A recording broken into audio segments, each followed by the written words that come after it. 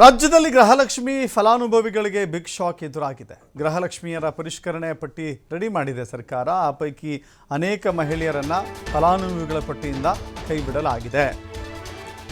ಮಹಿಳೆ ಮತ್ತು ಮಕ್ಕಳ ಅಭಿವೃದ್ಧಿ ಇಲಾಖೆಯಿಂದ ಪರಿಷ್ಕರಣೆ ಆಗಿದೆ. ಇನ್ನು ಮುಂದೆ 4 ಲಕ್ಷ ಗೃಹಲಕ್ಷ್ಮಿಯರಿಗೆ ಹೋಗುತ್ತಿದ್ದಂಥ ಹಣ ಬಂದಾಗಿದೆ.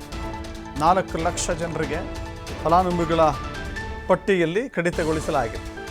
ಯಾಕೆ ಅಂತ ಹೇಳಿದ್ರೆ, ಅದರಲ್ಲಿ ಬಹುತೇಕರು ಒಂದು ಅರ್ಧದಷ್ಟು ಪ್ರಮಾಣದಲ್ಲಿ ಮರಣ ಹೊಂದಿದ್ದಾರೆ. ಮಹಿಳಾ ಫಲಾನುಭವಿಗಳು ಮರಣ ಹೊಂದಿದ್ದಾರೆ.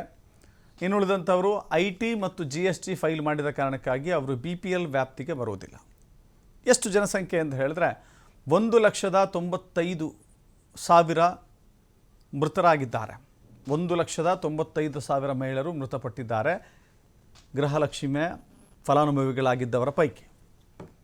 ಇನ್ನು 1,96,000 ಜನ ಮಹಿಳೆಯರು IT ಮತ್ತು GST ಫೈಲ್ ಮಾಡಿದ್ದ ಕಾರಣಕ್ಕಾಗಿ ಅವರನ್ನು BPL ಅಂತ ಕನ್ಸಿಡರ್ ಮಾಡೋಕ್ಕಾಗೋದಿಲ್ಲ. ಹೀಗಾಗಿ ಅಷ್ಟು ಅಕೌಂಟ್ಗಳಿಗೆ ಹೋಗುತ್ತಿದ್ದಂಥ ಹಣವನ್ನು ಈಗ ಬಂದ್ ಮಾಡಲಾಗಿದೆ. 4 ರಿಂದ 5 ತಿಂಗಳಿನಿಂದ ಮೃತರ ಹೆಸರಿಗೆ ಹಣ ಹೋಗ್ತಾ ಇದೆ DBT ಮೂಲಕ, ಡೈರೆಕ್ಟ್ ಬೆನಿಫಿಷಿಯರಿ ಟ್ರಾನ್ಸ್ಫರ್ ಅಂತ ಹೇಳಿ. 30% ಹಣ ATM ಮೂಲಕ ಡ್ರಾ ಆಗಿದೆ. ಕೆಲವರು ವಿಡ್ರಾ ಮಾಡ್ಕೊಂಡಿದ್ದಾರೆ. ಗೃಹಲಕ್ಷ್ಮಿಯರ ಕಡಿತದಿಂದ 80 ಕೋಟಿ ಉಳಿತಾಯ ಆಗುತ್ತೆ. ಪ್ರತಿ ತಿಂಗಳಿಗೆ 80 ಕೋಟಿ ಉಳಿತಾಯ ಆಗುತ್ತೆ. ಬ್ಯಾಂಕಿನಲ್ಲಿರುವ 120 ಕೋಟಿ ಹಣ ಡ್ರಾ ಮಾಡದ ಕಾರಣ ಮತ್ತೆ ವಾಪಸ್ ಪಡೆಯಲು ಮುಂದಾಗ್ತಾ ಇದೆ ಇಲಾಖೆ.